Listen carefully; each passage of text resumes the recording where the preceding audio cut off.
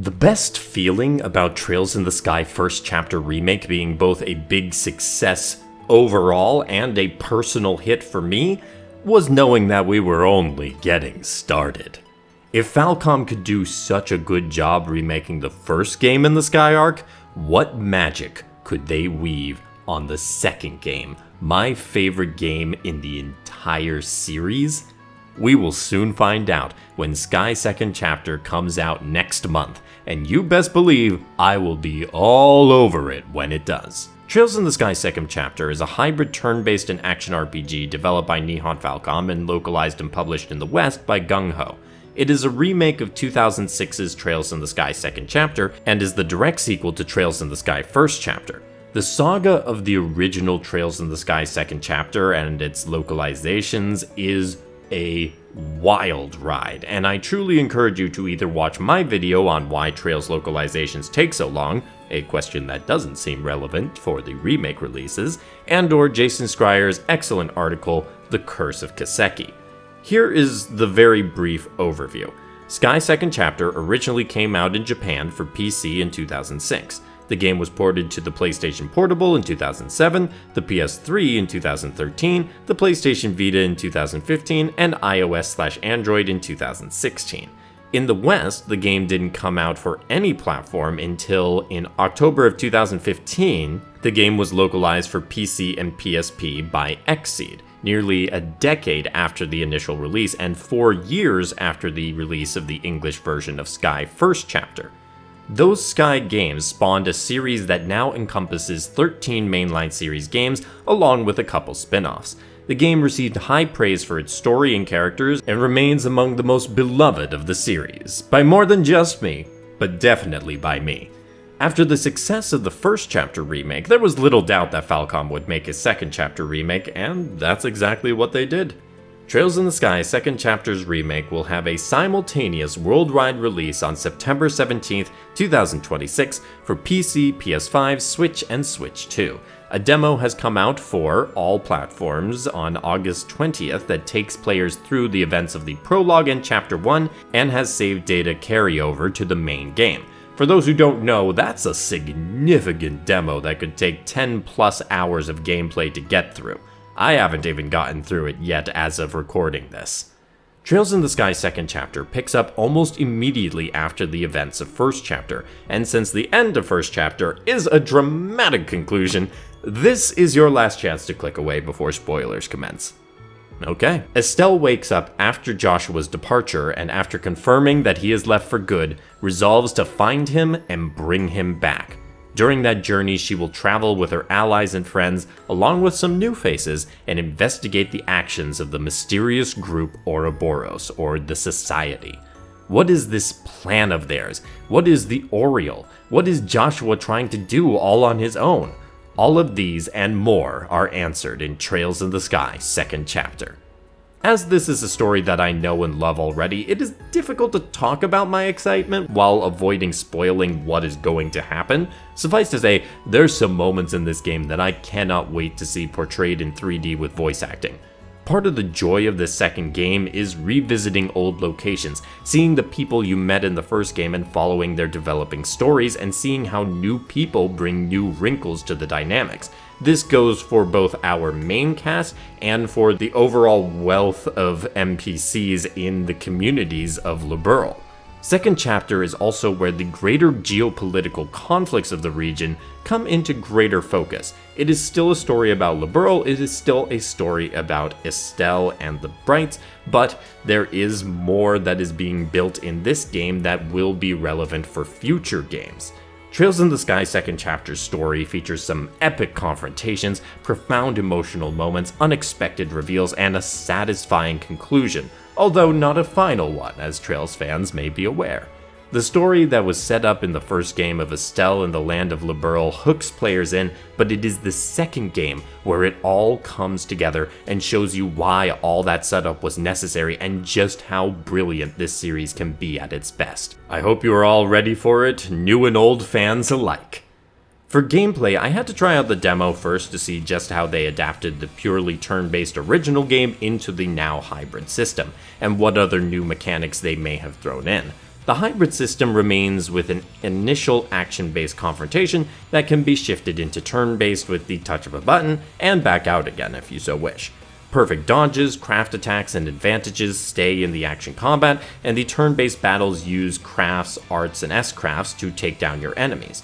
One expansion is that you can now use the combo craft in the field with more characters than just Estelle and Joshua, which makes sense given that they are separated. And there is an expansion to the combo meter once you have a certain number of party members. The other significant addition for Sky Second Chapter is the expansion of the orbment to a 7th line, allowing for additional arts, and that each slot can be upgraded, giving more EP and allowing for more powerful quartz to be used. There are more powerful quartzes generally in there, as you're expanding on top of the base that you built presumably in the first game. Suffice to say, the system will still be very familiar for those who played the first game, which is typical for the series.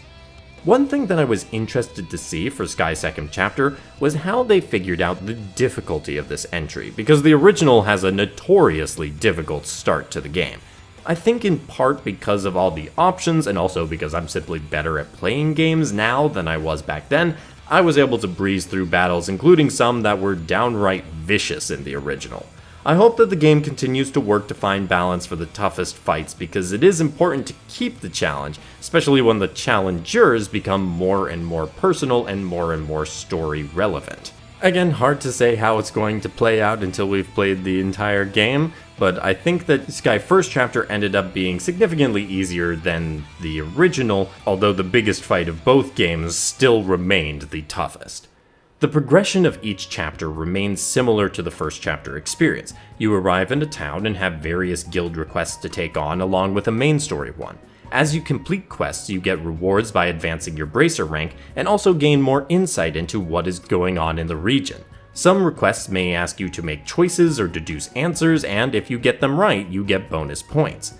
Given the different setup for the plot this time around, though, you won't just be walking between the various cities of Liberl. It's time to make use of those airships, so long as a certain sky pirate group doesn't try to hijack them, of course. Presentation-wise, the art has looked gorgeous, just as the first game did. Some of the characters, such as Estelle, even have updated outfits or designs to admire, which were very well recreated in my opinion. While new locations are more limited, since the story does still take place in Liberl, there are a few, and you can tell Falcom went all out to make those new locations breathtaking.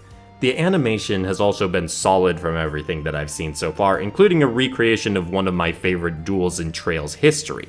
The music has been well remastered from what I've heard so far. It's hard on the music front to balance my analysis, though, with the nostalgia I have for the original arrangements, but I think for the most part, they've done a good job recapturing the magic.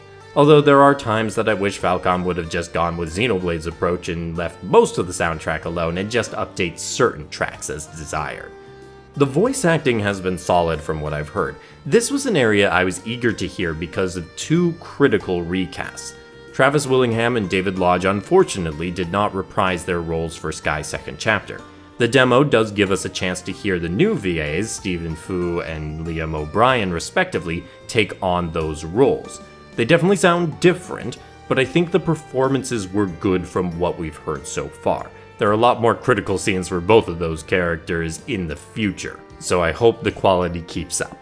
I also want to give kudos to Gung Ho for updating terms and pronunciation to fit the rest of the series for the vocal performances and localization. They did this as an update for the first game and retained it for the second game. I'm glad to see that they took the effort to keep continuity of terms. Now, if only they hadn't had a new adjustment with Arteria, we would have been just perfect! The experience of playing the game was just as smooth as the first game, with the always fantastic turbo mode and more. I know this isn't Durante and PH3 Games doing the PC port, but the PC port was fine. I just wish they'd used this company that every other Trails localizer has used in the past decade or so. Trails in the Sky Second Chapter looks, plays, and sounds great so far. It has already been a blast revisiting this fantastic game in a newly updated form, and I am looking forward to continuing to do so. The other piece of this that I'm so excited to see is watching all of those players who are new to the series, who got in with Trails in the Sky First Chapter Remake, or are just now visiting Liberl after playing Zero to Azure, Cold Steel, or Daybreak, experience these games for the first time. I love seeing others realize just how special this series is, and Sky Second Chapter is what cemented that for me, so I can't wait to see how it does the same for others. What do y'all think of Sky Second Chapter's upcoming release? Any thoughts on the sizable demo we've gotten? I initially thought they weren't going to do it because I thought just the prologue would have been too little, and I guess I was right about it being too little. And not right about thinking they wouldn't just push it further. Thank you for watching. If you have not already, please leave this video a like and comment to help support the channel and get the word out to more people about the brilliance of Trails in the Sky. Subscribe to keep up with my videos, and I will see you in the next one. Have a great day, and happy gaming.